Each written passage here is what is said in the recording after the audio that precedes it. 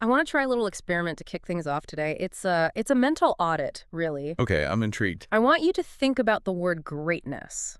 If I asked you to visualize greatness, and I mean specifically in the context of, say, a high school or a local community, what is the very first image that floods your brain? Oh, it's easy. I think for 90% of people, the brain immediately goes to the trophy case. The trophy case, exactly. It goes to the stadium lights on a Friday night. It Mm-hmm. goes to the buzzer beater. It goes to the noise. Cheering. Yeah. The big, loud, obvious moments. We are culturally conditioned, I think, to measure greatness by volume.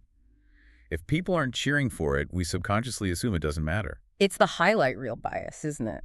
Yeah. We value what can be captured in a 15-second clip on social media. Right. We value the moment of victory, the final score, but we rarely have the patience to analyze the 10,000 hours of quiet. Often. I mean, let's be honest, tedious work that made that victory even possible. And look, we are just as guilty of this as anyone else. I mean, if you were with us for our last deep dive, we spent a solid hour absolutely deking out over the sports titans of Rutherford County. We did. We talked about David Price, Schwan Jennings. Master Teague III, these huge names. And rightfully so. I Yeah. mean, those are incredible narratives. Mm-hmm. When you have athletes like that who carry the name of their high school onto a national stage, whether it's the Super Bowl or the World Series, that is a valid and, a very exciting form of greatness. It absolutely is. It puts a community on the map. It does. But today, we are doing something different. We are pumping the brakes on the hype machine. We have a source document in front of us that is, well, it's demanding we look at the other side of the coin. Okay. We are looking at a script titled Everyday Excellence, The Educators of Blackman High School. It was produced by Jack Diggs and written by Jason Bennett. Everyday excellence. I like that title. It's quieter. It is.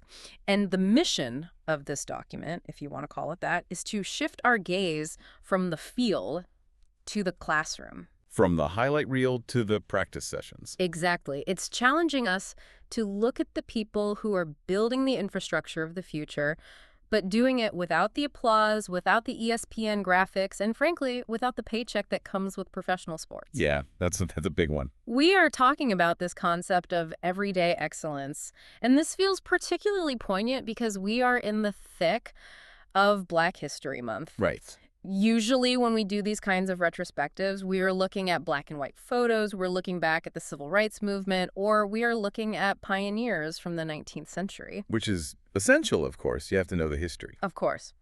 But the source makes a really compelling argument that we often trap Black history in the past tense. Oh, that's interesting. We treat it like a museum exhibit, something to be admired behind glass. Yeah. This document argues that Black history is an active construction project. It's being built in real time. Right now, in the hallways of Blackman High School. I love that framing. It suggests that history isn't just what you read about, it's what you do. It's happening now. It's alive.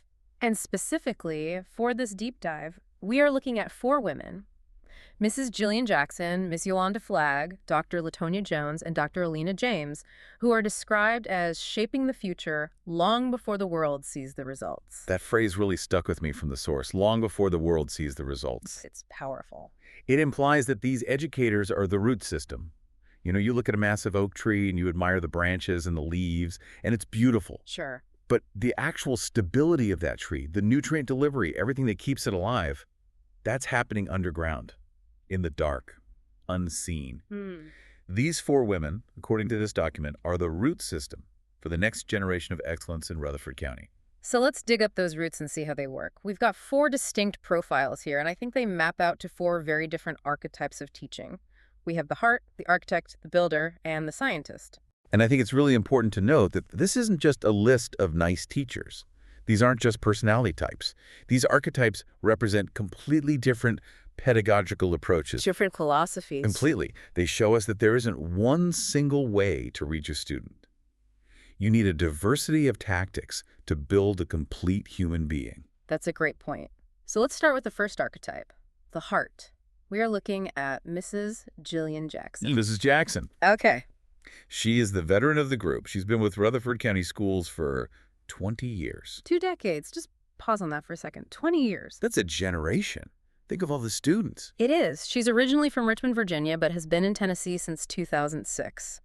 And when you look at an educator with that kind of tenure, you're looking at someone who has become part of the institutional memory of a place. That's so true. She's seen trends come and go. She's seen administrations change, principals, superintendents. All of it. She is a stabilizing A force. constant. But what fascinates me about the source material on Mrs. Jackson isn't just the longevity, it's the versatility. I want to read you her course load because it sounds like a typo, but it's not. Okay, let's hear it. She teaches Bible. Okay, Bible as a historical or literature course. I can see that. Right. Then BCA capstone and BCA research. Whoa, okay, so high-level academic research. That's a huge leap from a Bible course. A huge leap. And then on the complete other end of the spectrum, you have reading intervention. Wow. That is Wow. that is an incredibly specific and unusual cocktail of subjects. It's wild, right? You have the spiritual and historical depth of a Bible course. Then you have the high-level, independent, critical thinking of capstone and research for your top-tier students. The ones heading to university doing thesis-level work. And then you have reading intervention. I mean, what does it take for one brain to switch between those modes in a single day, probably? It takes a tremendous amount of cognitive empathy. I mean, just think about the difference in the student demographic in those rooms. In a capstone research course, you are likely dealing with high-achieving seniors who are self-motivated, preparing for college. Right. You are acting as a facilitator or a mentor. You're guiding your research. But then an hour later, you walk into reading intervention. Which is a totally different battlefield. It's a different world. It's a rescue mission. If a high school student is in reading intervention, they are likely frustrated. They might feel ashamed. Oh, for sure. They have fallen through the cracks of the system for years. To teach that class effectively, you can't just be a content expert. You can't just know phonics. You have to be a healer. A healer. That's a powerful word for it. You have to deconstruct the years of negative self-talk that student has built up around their inability to read well. That is an emotional job first and an academic job second. And the source material focuses heavily on this. It doesn't talk about her syllabus or her lesson plans as much as it talks about her presence. Presence. Yeah, that's one of those words that gets thrown around in education colleges, but it's rarely defined well. Right, it's fuzzy. But the source defines it here as emotional intelligence. It says she is the teacher who remembers stories. She's the one who notices when students aren't okay. That's the radar. We've all had teachers who were brilliant, maybe Ivy League educated, but totally blind to the social dynamics of the room. Completely oblivious. Mrs. Jackson seems to have that peripheral vision where she can sense if a kid is having a bad day just of how they walk in the door, the slump in their shoulders. And that right there is a prerequisite for learning. It's not a nice to have, it's a must have. We know from neuroscience that a stressed brain cannot learn. Right, it shuts down. It literally shuts down. Right. If a student is in fight or flight mode because of something happening at home or because they feel stupid in class, the prefrontal cortex, the part of the brain that does complex thinking, goes offline. It's all about survival at that point. Exactly. So Mrs. Jackson's presence, her ability to make a student feel seen and safe, is literally opening up the neural pathways that allow the academic content to get in. She's creating the conditions for learning to even happen. The source quotes the sentiment she instills, and I love this. You're capable of more than you think. And that's the Pygmalion effect in action. It's a classic psychological phenomenon where higher expectations lead to an increase in performance. The self-fulfilling prophecy. But it only works if the student trusts the person setting the expectation. If they think you're just, blowing smoke, it has no effect. Mrs. Jackson builds that trust by validating their potential before they even see it themselves. She sees the oak tree in the acorn. And clearly, the community has noticed. She was named Blackman High School's Teacher of the Year in February 2024. A well-deserved honor, I'm sure. But I really appreciated how the source framed this award. It wasn't the main point. No, it was almost an afterthought. It said, awards confirm what the community already knows. She is excellence personified. That's a great distinction, isn't it? The award is the lagging indicator. The impact is the leading indicator. Exactly. The plaque on the wall is nice, but the real trophy is the hundreds of students over the last 20 years who didn't drop out because she noticed they were struggling. The real trophy is the student who finally reads a chapter book because she built their confidence. That's the legacy. No, that's the heart. An incredible foundation. Now, let's pivot to a completely different energy, a different archetype. Yeah. Let's talk about the architect. We are moving to the math department with Mrs. Yolanda Flagg. Okay, the math department. This section of the source material had a very different tone. Oh. It felt sharper, more stoic. It did. It opens with a quote that I think frames the entire struggle of high school math. It says, "Numbers don't care about your feelings. Equations don't bend to your mood." Oof. It's brutal, but it's accurate. There's no negotiating with a quadratic equation. There is not. And Miss Flagg teaches honors pre-calculus and algebra the second. The source describes them as two of the toughest courses in the building. These are not the fun electives. These are the gatekeepers. They absolutely are. These are the courses that kill dreams. I don't mean that to be dramatic, but for a lot of students, pre-calculus is the wall. The wall. It's the moment where natural intelligence stops being enough, and you actually have to grind. You have to learn processes and practice them, and that triggers immense anxiety. We talk about math trauma in education circles.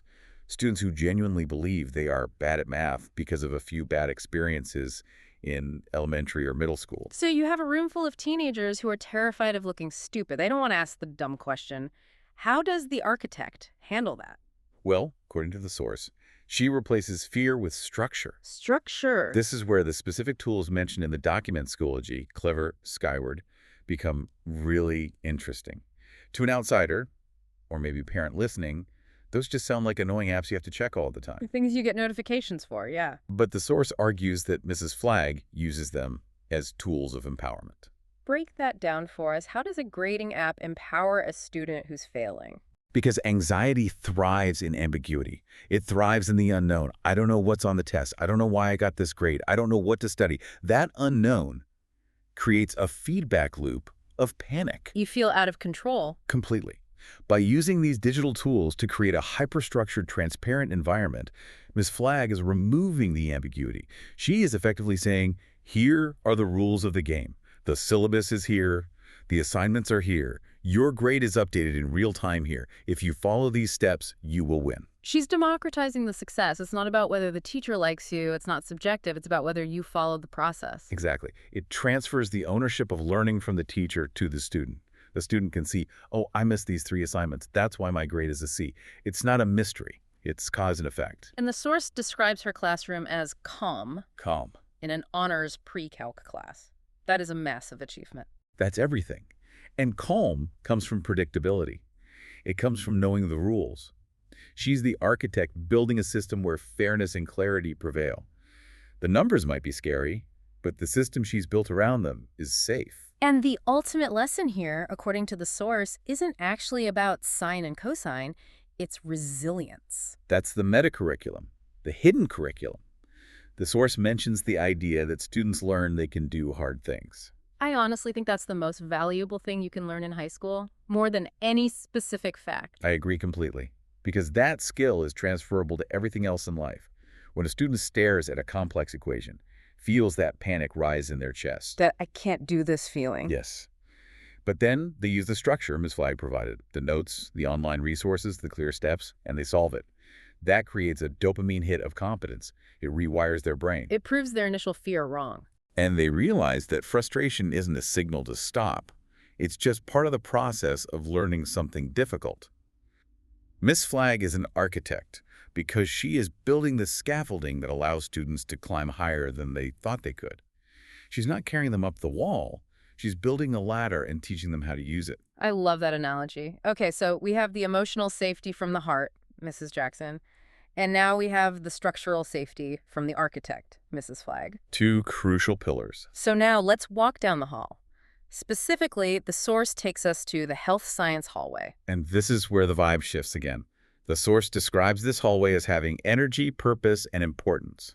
It's not just a hallway, it's a destination. And here we are meeting the builder of futures, Dr. LaTonya Jones. Dr. Jones. Now, notice the title. Yes, doctor. We are moving into a tier of highly credentialed educators here. Dr. Jones teaches medical therapeutics and medical assisting. So these are CTE courses, Yeah. career and technical education. Right. And this is a whole different ballgame. This isn't abstract theory that students might use one day. This is direct workforce development. These are practical, hands-on skills. We are talking about students who are learning to take blood pressure, read medical charts, understand patient confidentiality. They are learning skills they could use in a job the day after they graduate.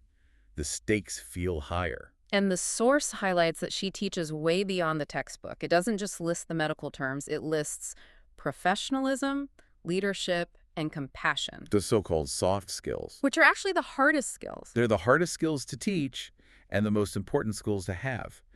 You can train almost anyone to perform a basic medical procedure with enough practice.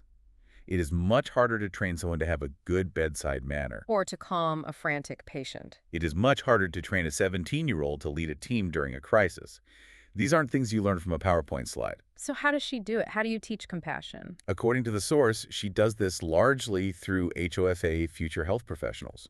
She's the sponsor. HOS. And for listeners who haven't been in a high school in 20 years, organizations like HOSA aren't just a club where you hang out and eat pizza after school. No, this is serious business. It is a competitive academic sport. They wear blazers. They wear blazers, they have to give polished presentations, they do research, they compete in events like clinical nursing skills or CPR first aid. Under pressure. Under pressure, in front of judges. Yeah. They go to state and national conferences. It is intense. By guiding students through this, Dr. Jones is bridging the gap between student and professional. She is forcing them to level up their maturity. She's building a professional identity in them. That's exactly it. She's the builder. And there is a very specific legacy project mentioned in the source regarding Dr. Jones, which I found really moving. The Breast Cancer Awareness Wall. Established in 2020. That date rings a bell. The year the world shut down. The year healthcare became the most important and most stressful topic on the planet. In the middle of that chaos, in the middle of a global pandemic, she established this wall. The source says it transformed the hallway into a space of remembrance and education. Think about the visual and emotional impact of that. Schools can be very sterile places. Concrete blocks, lockers, linoleum floors. They can feel disconnected from the real world. Right. By creating a dedicated space for breast cancer awareness, filled with stories and information and maybe even pictures of loved ones, she is grounding the curriculum in reality. She is reminding those students, hey, what you were learning in medical therapeutics isn't just for a test. It's not just to get a grade. It's for this. It's for saving lives. Yeah. It's for the people represented on this wall. It's for your grandmother, your aunt, your neighbor. It connects the head to the heart. It gives the work a why. And the source calls her a builder of futures. I think that's literally true. She is constructing the pipeline of healthcare workers who will be taking care of all of us in 10 or 20 years. The EMT who shows up at your door, the nurse in the ER, the medical assistant at your doctor's office. And the representation matters here too, doesn't it? The source describes her as a scholar, a mentor, a leader. Hugely. Dr. LaTonya Jones is a Black woman with a doctorate, leading a high-stakes, high-tech medical program. For a student of color, especially a young woman, walking into that classroom, her very presence is a lesson on what is possible. Right. She doesn't just teach leadership. She embodies it. That's a powerful, unspoken curriculum that happens every single day. Wow. Okay, so we have the heart, the architect, and the builder. We have one final profile to explore. Let's do it. We are heading into the lab. We are talking about the scientist who teaches curiosity, Dr. Alina James. Another doctorate. The intellectual firepower in this group of 4 women is just staggering. It really is. Dr. James is in the biology program, and the source sets the stage so well here. It says her classroom is where the world opens up and questions become experiments. I love that framing, because that's what science at its best is all about. It's not a collection of facts to be memorized. It's about wonder. It's about organized curiosity. But let's look at the resume for a second, because the source makes a point to list some very specific accolades. She has 15 years of experience, 3 at Blackman, but she is also a BioTAP scholar and an A-Ball scholar from Middle Tennessee State University. And those are not throwaway titles. Those aren't just lines on a CV. Tell us what they mean. Why should a parent care if their kid's teacher is a BioTAP scholar? What does that translate to in the classroom on a Tuesday morning? Okay, so a program like BioTAP is often associated with graduate-level thesis and dissertation support. That implies a very, very high level of academic writing and research capability. Being an able scholar, from what I understand of similar programs, suggests she was selected for a rigorous competitive program focused on inquiry-based learning. So learning by doing. Exactly, learning by asking questions, not just receiving answers. Putting all that together tells me that Dr. James isn't just someone who read the biology textbooks the night before class. She is a practicing scientist. She understands the scientific method at a deep, granular level. She's lived it. And the source connects that expertise directly to the classroom experience. It uses the word rigor. Rigor, which can be a tricky word. Sometimes people hear rigor and they just think more homework or harder tests. I think it just means difficult. But true rigor, the kind Dr. James seems to practice, is about depth of thought. It's about complexity. Because she has that deep subject matter expertise, she can push students past the surface level of what is mitosis to the deeper questions of how do we know this happens and what happens when it goes wrong. And the source says exactly that. It says she teaches how to think and how to question. That is the pedagogy of thought. This is the pinnacle of modern education. We live in an age where information is free. It's a commodity. Any student can pull out their phone and Google the parts of a cell in 5 seconds. Memorization is kind of obsolete. It's no longer the primary goal of education. The goal is, can you evaluate information? Can you tell the difference between a good source and a bad one? Can you design an experiment to test a hypothesis? Do you know how we know what we know? She's teaching critical thinking, scientific literacy. She is teaching intellectual self-defense for the 21st century. And the source makes a critical point here. It notes that despite this high rigor, this high bar she sets, students value her clarity. And her belief that they can rise to the challenge. And that is the sweet spot of education. That's the magic formula. High expectations plus high support equals growth. Say that again? High expectations plus high support equals growth. If you have high expectations with no support, you're just a tyrant. Students will shut down. If you have high support with low expectations, you're a babysitter. You're not pushing them. You're being nice, but you're not helping them grow. Exactly. Dr. James is saying through her actions, this material is complex, it is college level, but I have broken it down for you, and I am here to help you because I know you are smart enough to handle it. And the students respond to that. They don't care that she's an able scholar on paper. They care that she treats them like they could be scholars too. Yes. She is not just teaching biology. She is inviting them into the scientific community. She's showing them the path. So let's zoom out. Let's put all 4 pieces together. We have the heart, Mrs. Jillian Jackson. Providing that essential foundation of safety and belonging. We have the architect, Miss Yolanda Flagg. Building the structures of resilience and logical thinking. The builder, Dr. Latonia Jones. Creating the bridge from the classroom to a professional future. And the scientist, Dr. Elena James. Teaching the critical thinking skills needed to navigate a complex world. It's a mosaic. It is a mosaic. It's a complete picture of what a truly great education looks like. And the source material brings us back to this idea of Black History Month. Right, the framing for the whole piece. So how did these 4 stories, taken together, change the way we should view this month? What's the takeaway here? I think it reclaims the present tense. I really do. We so often view Black History Month as a memorial service. We look back with reverence. And we should. We have to honor the giants whose shoulders we stand on. But this source argues that we need to look around with appreciation. These 4 women are building a legacy right now, today, in period 3. It's everyday excellence. It's the consistency. That's the key word. Right. It's not about doing one amazing heroic thing one time. It's about showing up for 20 years like Mrs. Jackson. Yeah. It's about grading papers every single night like Mrs. Flagg. It's about organizing the HOSA trip every year like Dr. Jones. It's about prepping the lab every morning before the sun comes up like Dr. James.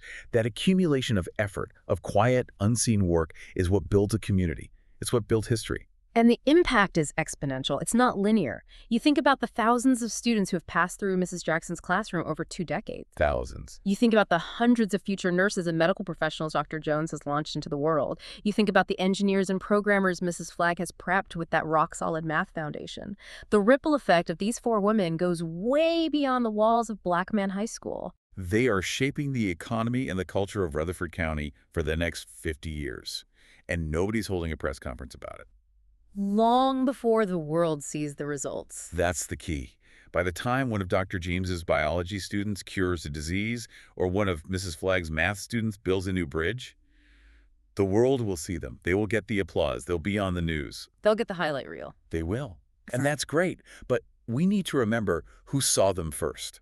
Who saw them when they were 15 and unsure of themselves and thought they were bad at math or science. That is a powerful, powerful thought.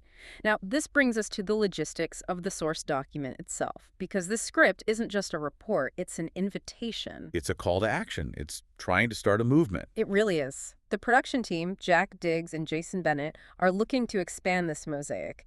They don't think the story ends with these 4 women. They want to find more stories. They are looking for nominations for Black Excellence in Rutherford County. And I noted it says past or present. Yes, that's a key detail, past or present.